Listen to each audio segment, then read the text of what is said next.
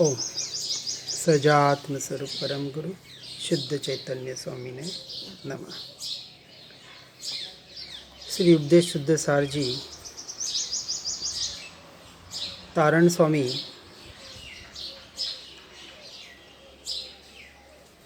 पुद्गल से रिलेटेड 10 प्राणों से संपूर्णतः 100% दृष्टि हटाकर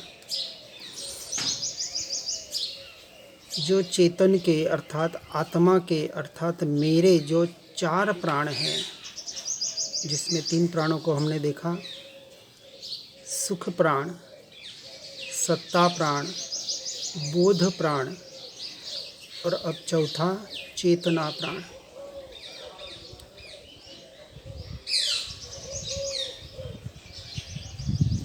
प्राण उसे कहा जाता है जिसके आधार पर जीवन जिया जाता है। पुद्गल के 10 प्राणों के आधार पर इस पुद्गल का जीवन है और पुद्गल के जीवन से मुझ आत्मा का मेरा अंश मात्र भी लेना देना नहीं।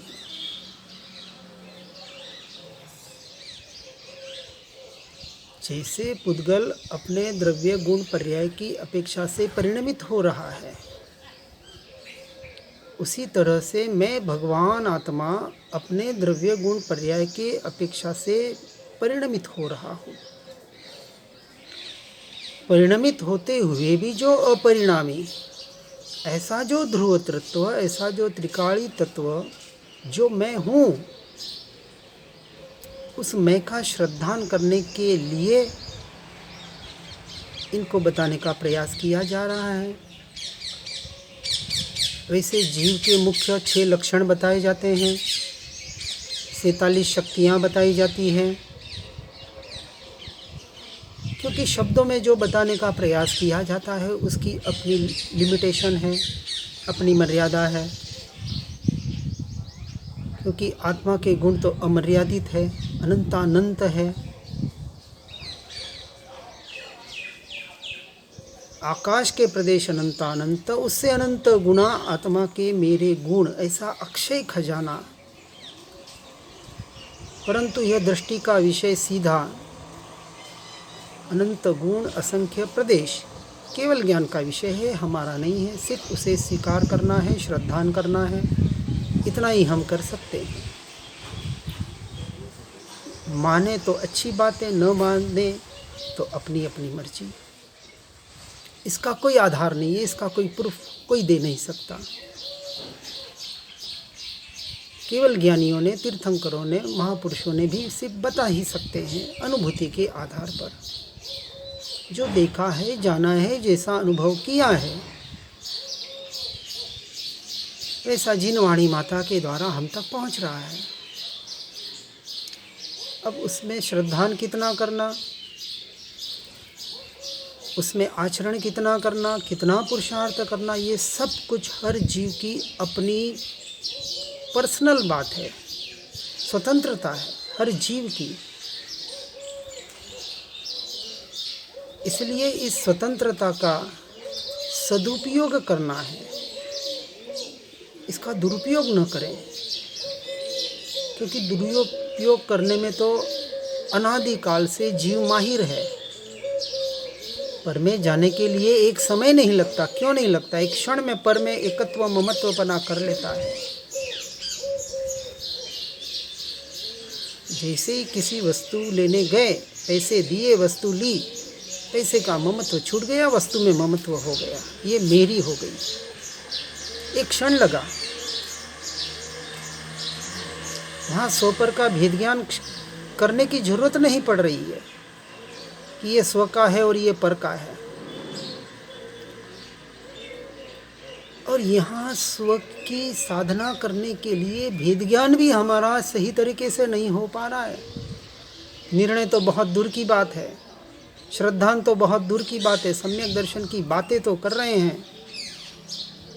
सम्यक दर्शन चाहिए, किसे चाहिए? सब झूठ बोल रहे हैं, नहीं चाहिए।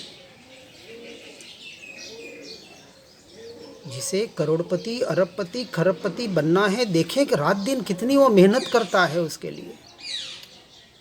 हम क्या मेहनत कर रहे हैं इस सम्यक दर्शन के लिए, अपनी आत्मरमणता के लिए।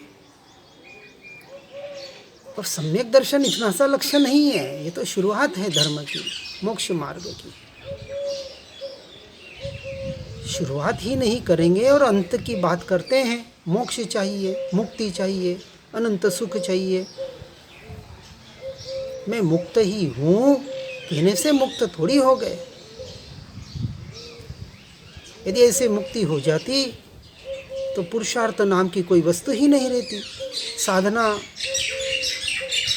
किसे कहा साधना? अभी हम साधक भी नहीं बन पा रहे हैं। श्रीमद जी ने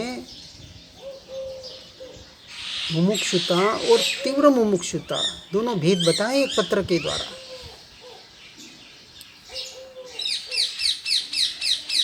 आचार्यों ने जगह जगह पर हर बात हर तरह से बताने का प्रयास किया है। उन आचार्यों को मानते हैं, पंच परमेष्ठी को मानते हैं, इसमें कोई बड़ी बात नहीं है। उनकी कितनी मानते हैं ये बड़ी बात है।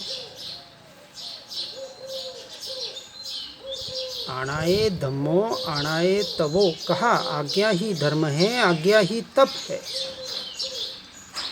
तो आज्ञा को जो 4 अनुयोगों के द्वारा बताया गया है कि इन 4 अनुयोगों को यथार्थ रूप से सुनकर समझकर अपनी अपनी योग्यता के अनुसार जहाँ जो योग्य है वहाँ उस प्रकार से समझकर उस प्रकार से अपने जीवन को धर्म क्षेत्र में मोक्ष मार्ग में आगे बढ़ाने का प्रयास करना, पुरुषार्थ करना, ये साधक की साधना है। पढ़ना सुनना जैसे हमने कल भी कहा था, ये तो अंश मात्र भी साधकपना है नहीं है। आप 10 घंटे सुनते हैं कि 25 घंटे सुनते हैं? आप कहेंगे 25 घंटे तो होते नहीं हैं, दिन के तो 24 घंटे होते। लेकिन कोई बैठ जाए सुनने और 3 दिन तक लगातार सुने, चर्चा करता रहे, 72 घंटे हो गए कि हमने 72 घंटे चर्चा की। अरे वहाँ सर्वार्थ सिद्धि विमान में, ऊपरों के विमानों में 33 सागरों पंप तक सिर्फ चर्चा चलती है, और वो भी सम्यक दृष्टियों की। क्या मिल गया चर्चा करके? क्या मिल गया सुन के पढ़ के? कौन सा तीर मार लिया? डॉक्टर की डिग्री मिल गई, गोल्ड मेडलिस्ट हो गया, अब क्या करना? घर पे बैठे रहो, हो गया डॉक्टर, गोल्ड मेडल मिल गया। भाई मेडल लेके घूमो संसार में, देखो मैंने गोल्ड मेडल जीत लिया। तो कहेंगे ठीक है, अच्छी बात है, अब क्या किया गोल्ड मेडल लेके? अब संसार में तो हम बराबर सब बराबर प्रयोजन करेंगे। जो पढ़ा है, सुना है, समझा है, अब उसका प्रैक्टिकल उपयोग करेंगे, प्रैक्टिस करेंगे, पैसा कमाएंगे। 1 करोड़ लगाया तो 1 के 10 करने का, 100 करने का प्रयास करेंगे। बड़े से बड़ा हॉस्पिटल खड़ा करने का प्रयास होगा। वो हो नहीं हो वो आगे की बात है।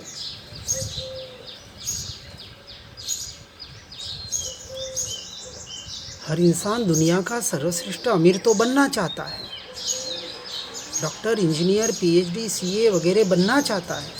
जब हम प्रश्न पूछते हैं कि भगवान किसे बनना है, तो एक दूसरे के मुंह देखने लगते हैं। एक जगह बच्चे आए थे, उनको पूछा तो कहते क्या भगवान बना थोड़ी जाता है क्या? भगवान की तो पूजा होती है, पूजने लायक है भगवान। कौन बनता है भगवान? हम तो सिर्फ पूजा पाठ करेंगे और मस्त रहेंगे। अरे ये जैन दर्शन जो सर्वोत्कृष्ट दर्शन मिला हमें, और उसमें ये सर्वोत्कृष्ट परमार्थ की वाणी सुनने को मिल रही है, सुनने के से क्या फायदा? यदि जीवन परिवर्तित नहीं हो पा रहा है पढ़ा सुना आचरण में, प्रैक्टिस में, प्रैक्टिकल में नहीं आ पा रहा है, ठीक है, किसी के कम किसी के ज़्यादा,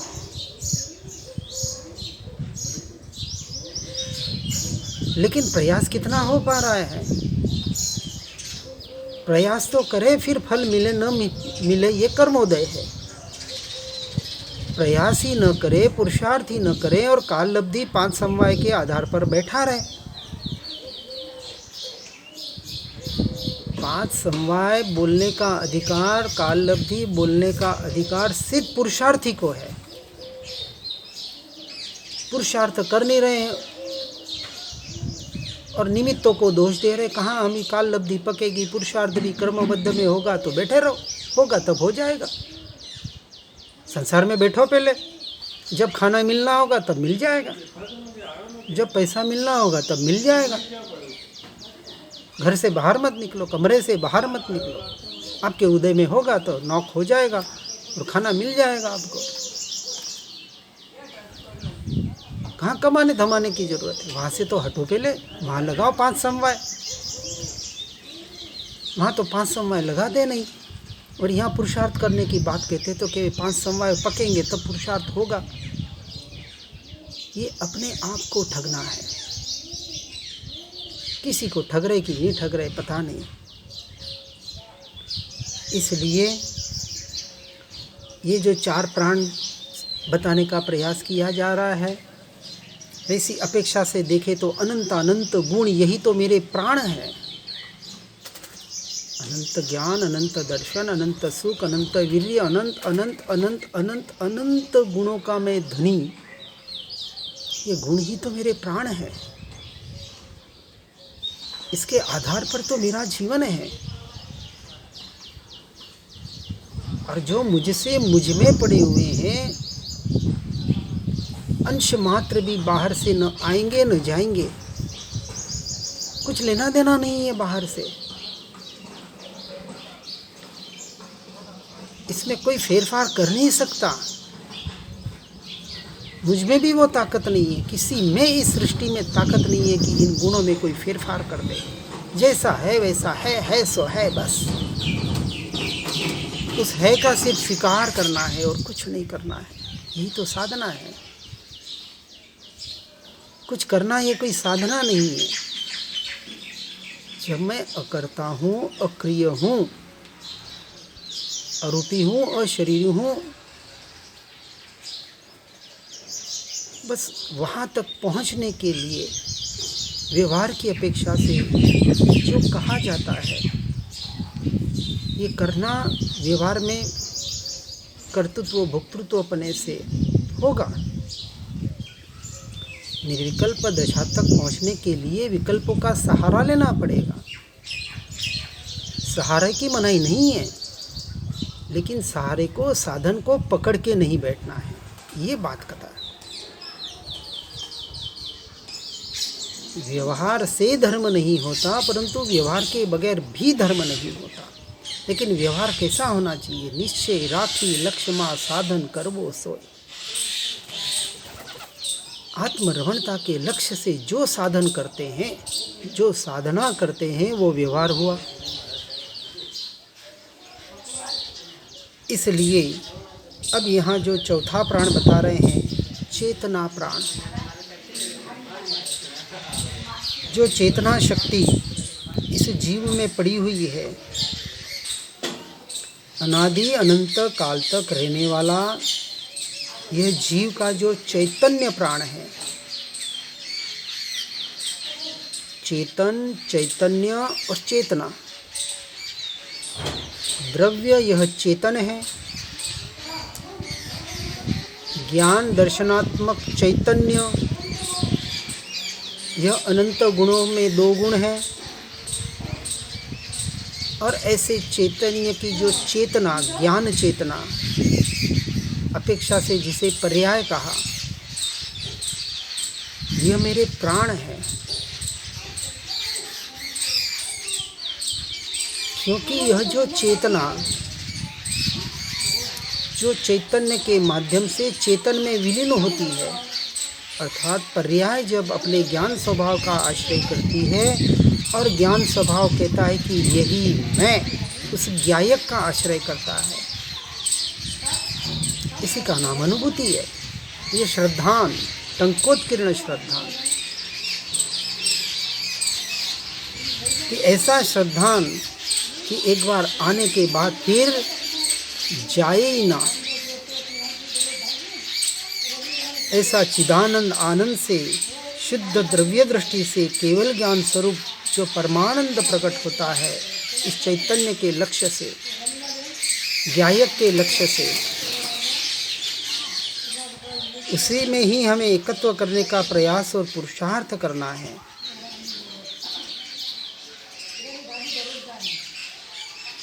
यह आत्मा अर्थात मैं स्पर्श, वर्ण, रस, गंध आदि पुद्गलों के गुणों से संपूर्णतः रहित हूँ। 6 के 6 द्रव्यों से मैं भिन्न हूँ, न्यारा हूँ। क्योंकि यहाँ मेरी बात हो रही है, मुझ अकेले आत्मा की बात हो रही है, और उसे भिन्न मानकर, श्रद्धान कर अपने स्वरूप और स्वभाव की साधना करना, अर्थात अपने ज्ञायक भाव में लीन होने का प्रयास और पुरुषार्थ करना,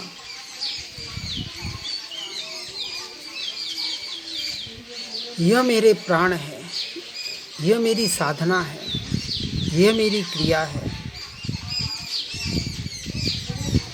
क्योंकि चेतना गुणमय शक्ति ही चैतन्य प्राण है, कि जो आत्मा को अन्य द्रव्यों से भिन्न करने का साधन है। जैसे कहा, एक तरफ राग रूपी नपुंसक है और एक तरफ ये स्वद्रव्य रूपी पुरुष है, और बीच में ये पर्याय रूपी स्त्री वरमाला लेके खड़ी है, स्वयंवर हो रहा है। अब उसे कहा कि जिसे तू पसंद करे उसमें वरमाला डाल दे। अब उस राग रूपी नपुंसक में वरमाला डालनी या पुरुष रूपी द्रव्य को वरमाला पहनानी, अर्थात अपने उपयोग को किस तरफ मुड़ाना, इसका नाम पुरुषार्थ है। और वास्तविक तो स्व की तरफ मोड़ना ही पुरुषार्थ है, क्योंकि पर की तरफ मुड़ने के लिए कुछ करना ही नहीं पड़ता, अनादि का संस्कार जो पड़ा हुआ है। इसलिए पुरुषार्थ तो एक ही है। इस चेतना प्राण का उपयोग करके, अर्थात उपयोग करके, सदुपयोग करके जो दुरुपयोग हो रहा है, उस उपयोग को उपयोग में, यूँ कहें ज्ञान को ज्ञान में, या यूँ कहें ज्ञान को ज्ञायक में, जिस भी अपेक्षा से। क्योंकि अंत में जो दृष्टि का विषय अखंड, अभेद, एक, परिपूर्ण, त्रिकाली ध्रुव तत्वों को बनाना है, जहाँ गुण पर्यायों के भेदों से भी दृष्टि हटानी है, हट ही जाती है। इसलिए आत्मा को चेतना गुणमय बतलाया गया है, क्योंकि ज्ञान की पर्याय का अंश जो प्रकट है वह चेतना गुणमय त्रिकाल है। किसी का सहारा तो लेना पड़ेगा, और ऐसा ही सहारा ले कि जो वस्तु सदा के लिए हर क्षण मेरे साथ रहे और जो मेरी वस्तु हो। ऐसा यह ज्ञान गुण, और उस ज्ञान गुण की यह पर्याय, यह चेतना, जो मेरा सबसे बड़ा प्राण है। क्योंकि आनंद का अंश तो जब स्वभाव का आश्रय ले तब प्रकट होगा, परंतु चेतना की वर्तमान पर्याय तो अज्ञानी की भी परिणमित हो रही है, सिर्फ उसे पता नहीं है। ये बाहर का आनंद कहें या भीतर का आनंद कहें, भीतर का आनंद भी निरंतर तो केवल ज्ञानियों को होता है। चौथे में 6 महीने के भीतर 5वें में 15 दिन के भीतर भीतर, भले रोज हो जाए, दिन में 10 बार हो जाए। और भावलिंगी मुनियों के अंतर्मुहूर्त उसका भी आना जाना है, परंतु ये चेतना लक्षण ऐसा है कि निरंतर निरंतर निरंतर परिणमित हो रहा है। जानना जानना जानना, ये हर जीव का हो रहा है। निगोद से लेके सिद्ध परमात्मा तक हर जीव का जानना जानना परिणमित हो रहा है। यह चेतना शक्ति, यह चेतना प्राण। परंतु चिदानंद स्वभाव का भान करने वाला सम्यक तो सन्मुख या सम्यक दृष्टि या सम्यक तो की आराधना करने वाला जीव ही उसका अधिकारी है। अधिकार को भी प्राप्त किया जाता है। बाहर से अधिकार ऐसे वैसे नहीं मिलते हैं। अब प्रधानमंत्री का, मुख्यमंत्री का अधिकार किसी को भी नहीं दे देंगे। हमारे माता पिता का, शिक्षक का, गुरु का अधिकार किसी को भी नहीं दे देंगे। अपने निर्णय से बनाने का प्रयास करेंगे। इसलिए अंतर का मोक्ष मार्ग जो रागादि से परे चैतन्य स्वभाव के आश्रय से परिणमता है, जो त्रिकाली चिदानंद चैतन्य स्वरूप जो स्वयं से स्वयं में घटित होती है, इस प्रकार साधक इन गुणों को, इन प्राणों को, इनका आश्रय लेके अपनी साधना में आगे बढ़ने का निरंतर प्रयास और पुरुषार्थ करता है, जिससे उसका आत्मबल बढ़ता है।